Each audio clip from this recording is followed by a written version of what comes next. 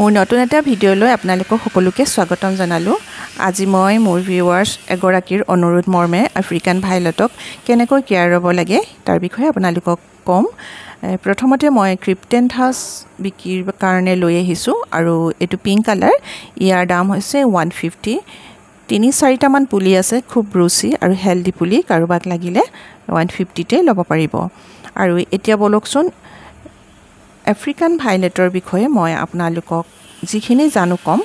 আৰু মোৰ যিগৰাকী ভিউৱাৰ্ছে কৈছিল তেখেতৰে এটা চেনেল আছে, হয়তো মই চাইছিলোঁ তেখেতৰ চেনেলটো, মোৰ ফুলনি বাগিচা বুলি আছে। আৰু আফ্ৰিকান ভাইলেটক আমি খুব শুকানকৈ ৰাখিব লাগে, যেনেকৈ সাকুলেণ্টবিলাক আমি ৰাখোঁ তেনেকৈ শুকানকৈ ৰাখিব, পানী নিদিয়াকৈ। 10 দিন বা 15 দিনৰ মূৰত পানী দিব। পাতবিলাকত সাধাৰণতে পানী নপৰাকৈ দিব লাগে, গুৰিটোত চাই পেলাই। আৰু ইয়াৰ মাটিখিনি বালিচহীয়া হ'ব লাগে, বালি বেছি ল'ব। আৰু বালিৰ লগতে মাটি, ককোপিট, কেঁচুসাৰ, লগতে নিমখলি অলপমান মিলাই দিব, যাতে ইয়াক ফাংগাছে আক্ৰমণ কৰিব নোৱাৰে। আৰু পাতৰ পৰা আমি ইয়াক কৰিব পাৰোঁ। এই ধৰণেৰে মই কৰিছোঁ, আপোনালোককো দেখুৱাইছোঁ। আৰু ইয়াৰ কাটিং মাহটো হৈছে মাৰ্চ, এপ্ৰিল, মে'। এই 3 মাহৰ ভিতৰতে কৰিব। আৰু তাৰ পাছত যদি কৰে কিন্তু পুলি আপোনালোকে কৰিব নোৱাৰিব, বহুত গেলি যোৱা দেখা যায়। গতিকে মাৰ্চ, এপ্ৰিল, মে' 3 মাহতে কৰিব। আৰু মাটিখিনি মই দেখুৱাইছোঁ, মই যিখিনি ৰুওঁ সেইখিনি বালিচহীয়া, একেবাৰে বালি বেছিকৈ দিছোঁ। আৰু তেনেধৰণে কৰিলে সাধাৰণতে আফ্ৰিকান ভাইলেটৰ মৰ্টেলিটি হাৰটো কমি যায়। আৰু আমি পুলি ভাগ কৰিও কৰিব পাৰোঁ। একেটা টাবতে যদি 3-4টা পুলি থাকে, সেয়া আমি ছেপাৰেট কৰি পেলাই ভাগ কৰি মানে পুলি বনাব পাৰোঁ। আৰু ইয়াৰ আচলতে পাতৰ পৰাহে ইয়াক আমি কৰিব পাৰোঁ।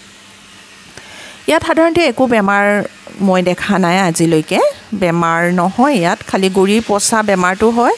আৰু ইয়াৰ কাৰণটো হৈছে পানী বেছি পায়, ৰেগুলাৰ পানী দিয়া হয়, নহ'লে এদিনৰ মূৰত এদিন পানী দিলেও ই খুব কোমল হোৱাৰ কাৰণে গুৰিটো ডালবিলাক পচি যোৱা দেখা যায়। গতিকে আপোনালোকে পানী কম দিব, 10 দিন 15 দিনত মূৰত দিব, যেনেকৈ কেকটাছবিলাক দিয়ে তেনেকৈ দিব।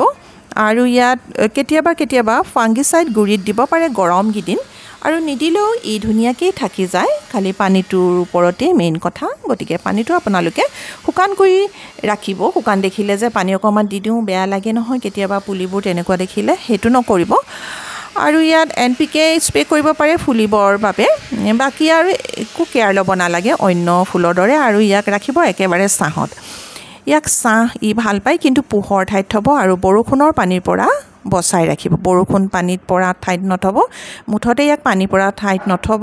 সেয়াই ইয়াৰ ট্ৰিটমেণ্টৰ বিষয়ে, ইমানেই কেয়াৰৰ বিষয়ে মই ক'লোঁ। এইটো ৰাইচ হাস্কটো আপোনালোকক দেখালোঁ, সেইটো বিক্ৰীৰ বাবে ৰাখিছোঁ। এইবিলাক এতিয়া পেকেটিং চলি আছে। ককোপিটো কৰিছোঁ। ককোপিটবিলাক মই ভালদৰে ধুই লৈছোঁ, 3বাৰমান ধুই লৈছোঁ। ধোৱাৰ পাছতে পেকেটিং কৰিছোঁ। যিসকলে লয় ডাইৰেক্ট আপোনালোকে ব্যৱহাৰ কৰিব পাৰিব, ধুব নালাগে, ৰ'দত শুকুৱাই দিছোঁ। আৰু যিটো মই ব্যৱহাৰ কৰোঁ সেইটোত অকণো জাবৰ নাথাকে, একেবাৰে পাউডাৰৰ নিচিনা।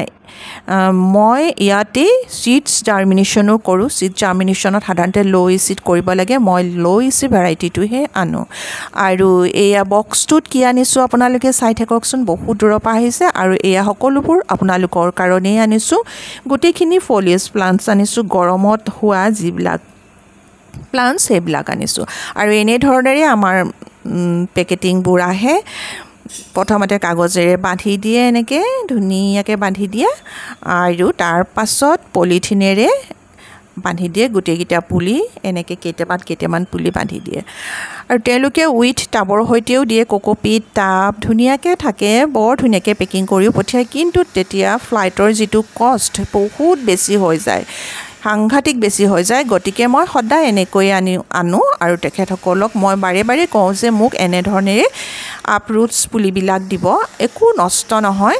আৰু এনেও ফ্লাইটত আহিলে এচিতে আহে পুলিবিলাক ঠাণ্ডা হৈ আহে অকণো কষ্ট নাপায় গতিকেলৈ মই এনেকৈ আনো সদায় আৰু মই আপোনালোককো এনেকৈ ল'বলৈ কওঁ যেতিয়া কুৰিয়াৰ লয় বস্তুবোৰ কাৰণ 2 দিন বা 3 দিন ইহঁতি গৰম সহ্য কৰিব পাৰে যিহেতু ইহঁতি গৰমত হোৱাই প্লান্টছ হয় আৰু মই আনিছোঁ 9-10টামান ভেৰাইটি আনিছোঁ কালাথিয়া আনিছোঁ এগ্লনিমা আনিছোঁ আৰু যিসকলে ল'ম বুলি ভাবিছে মোক আপোনালোকে নাম্বাৰটো দি দিছোঁ সোনকালে হোৱাটছএপ কৰিব আজি যদি ভিডিঅ'টো চাই আপোনালোকে আজি মোক বুক কৰিব মই কালিয়ে পঠিয়াই দিম পুলি একো হোৱা নাই খুব ধুনীয়া হৈ আছে আৰু মই এনেধৰণে যেনেকৈ আনিছোঁ আপোনালোকক আপ ৰুটছ এনেকৈ পঠিয়াম পুলি বেয়া নহয় 2 দিন পেকিঙত থাকিব একো নহয় আৰু চিন্তা কৰিব নালাগে সেইকাৰণে কেতিয়াবা অকস্মাত যদি কুৰিয়াৰ বাছ নাযায় তেতিয়াহ'লে 2 দিন বা 3 দিন হয় বা এসপ্তাহ হৈ যায় তেতিয়া সেইটো আচলতে আমি নকৰোঁ